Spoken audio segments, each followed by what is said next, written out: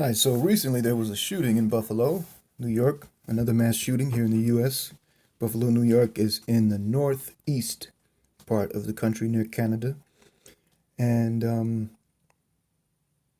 guy just went into a supermarket and started killing people. And they said it was racially motivated. It was, or something. That's the story. He had all kind of racist stuff on his gun, and we'll slowly unravel the socio-political, socio-economic structure of the U.S. Throughout this channel's growth. But in this situation, we won't get too much into that. We're just focusing on individuals and reading their behavior, their reasons, reading their minds, uh, getting beyond what they're saying and what into what they're really saying and what they're really trying to express. Because that's the most important part is what are people really trying to express when they express themselves, be it their body language, their facial expressions, their words, their gestures, all of that. So here we're going to examine this guy, witness of some sort. And right now, we want to go back to the scene of the crime. News 4's Tara Lynch has been at the scene all afternoon and all evening. She can bring us an update now. Tara?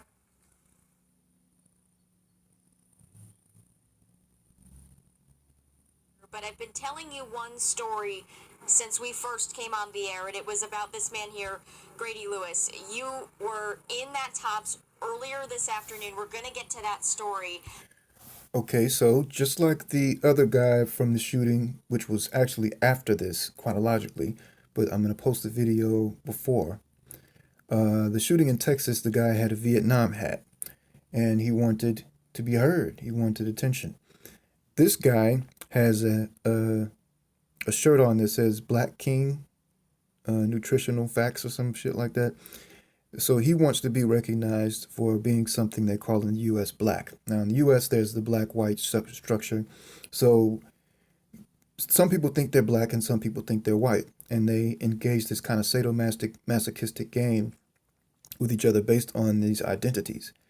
He also has, looks like red, yellow, and green, some kind of like Rastafarian or, some kind of black identifiable identity hat. So people wear, well, people who want attention wear what they want attention for right on their bodies. So as soon as you see them, boom, this is what I'm about. And I think they think it makes them easier to distinguish, I guess, that when they try and find the people that they'll get along with, they probably don't meet too many really interesting people, because really interesting people, you have to kind of unravel some things about them before you really get to know them. But let's see what he has to say.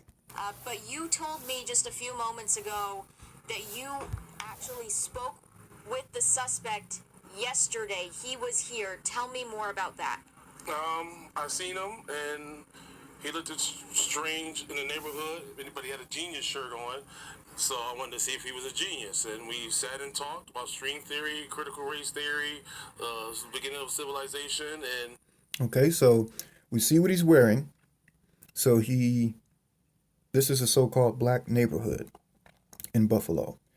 And so that's why he looks out of place. And this guy obviously wants you to know that he identifies with the black ideology, as the other guy, I think he had on camo, but if he didn't, this person's identifying him with the white ideology. And if he's out of place, he probably was acting stereotypically so-called white. His movements, behaviors, things like that. So this guy wants to talk to him about what else?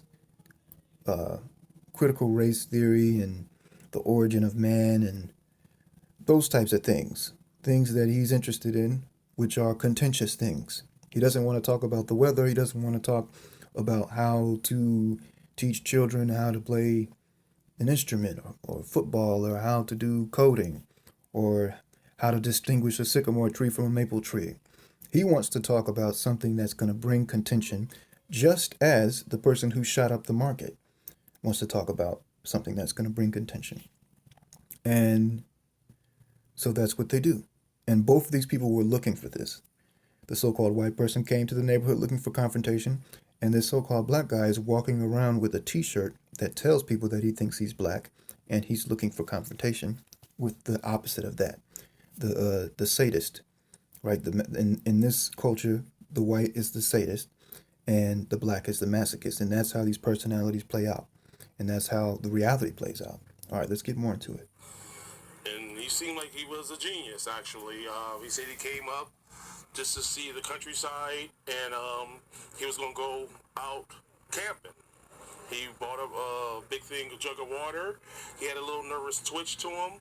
I bought him something to drink, and we sat and talked for about an hour and 45 minutes after seeing the pictures and seeing the blue car that I seen him got into yesterday. So it's a shock right now, and he told me his name was Peyton. Now, this guy does not seem shocked, even though he just said it was a shock. It was a shock to him, and then as soon as he said it was a shock, his eyes darted back and forth. So it wasn't a shock, but he probably, once again, he wants attention. That's why he's wearing all of this stuff. That's why he's expressing himself emotionlessly. Once again, like the other guy with the Texas school shooting, he's not distressed at all, and he doesn't really need to be talking to these reporters. He's not in any kind of trouble.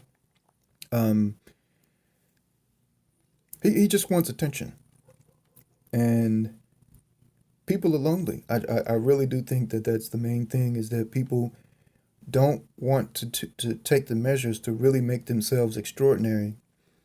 And we all can be extraordinary for different reasons. We all have different talents, and we can exploit and explore those talents to make ourselves truly extraordinary, so we don't have to walk around with shirts that say Black King or Vietnam Veteran, or hats that have Rastafarian colors on them, or anything like that. We can just be ourselves, and we'd all be impressive. But let's get more into it. That was a shock. And we did see a blue car get taken away from this scene just about a half hour or so ago. And you were saying that you were speaking with him on a bench that's located outside of this Tops. Yes. That's the bench that earlier today, when I first got here, you were the first person I spoke to. You were telling me that bench is your office. Yes. And you usually like to stop and sit there and talk to people that are passing by. So he's a meddler. He sits there. I guarantee this person has tons and tons of political outfits that he wears. This one says Black King. The next one says Black God. The next one has a picture of Bob Marley.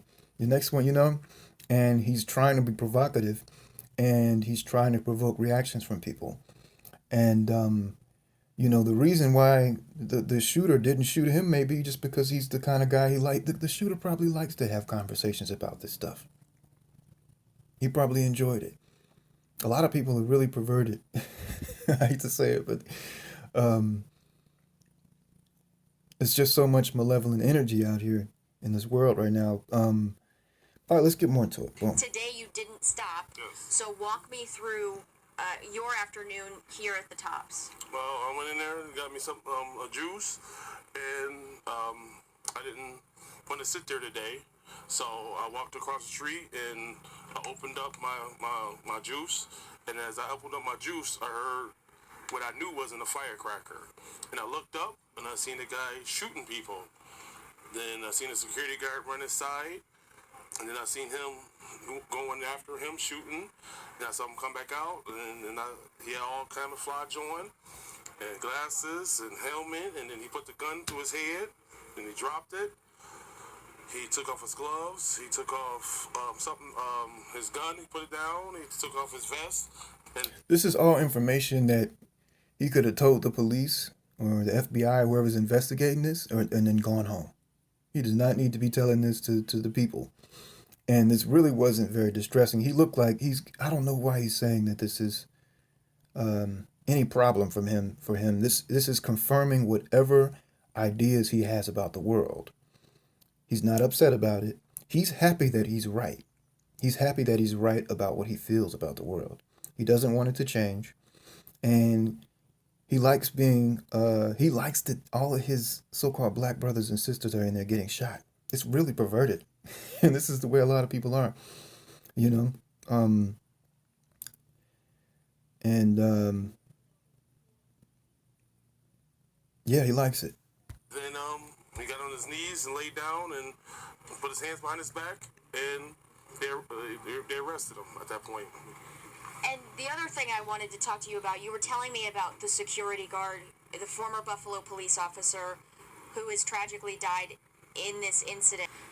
You were telling me today he told you no lingering around the store. We gotta keep it clear. Yes. You credited that man with saving your life. Yes, I heard him say to someone, "There's no lingering around the store."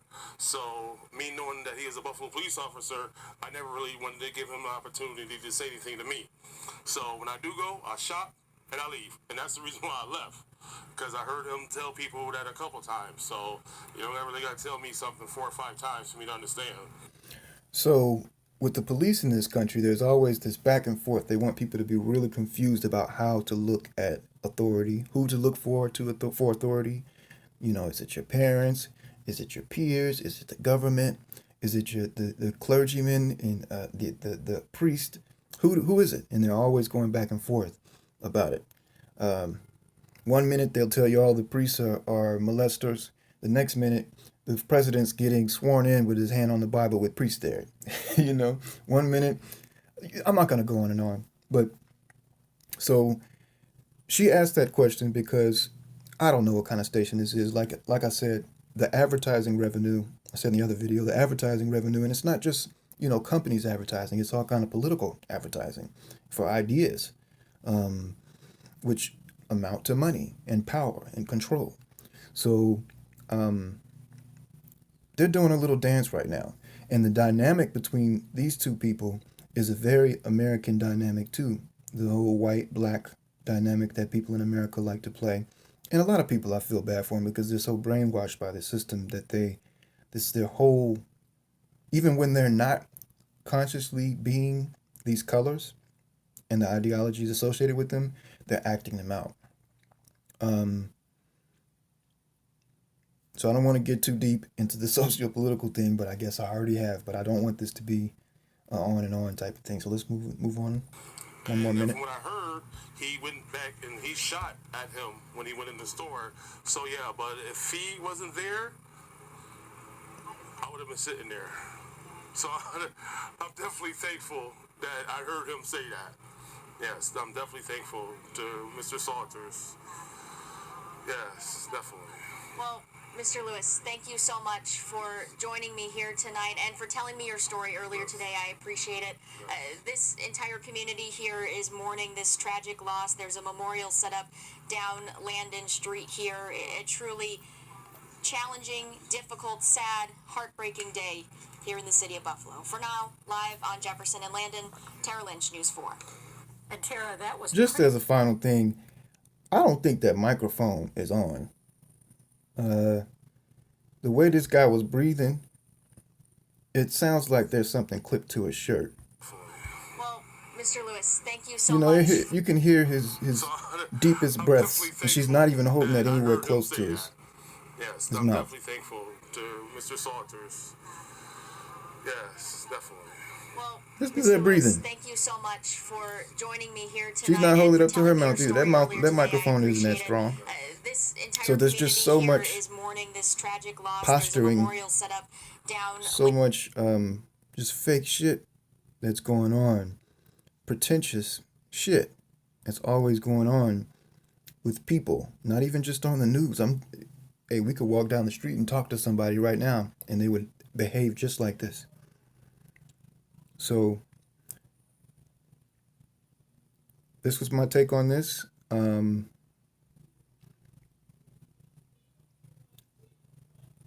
I'll see you guys in another video, another analysis. Goodbye.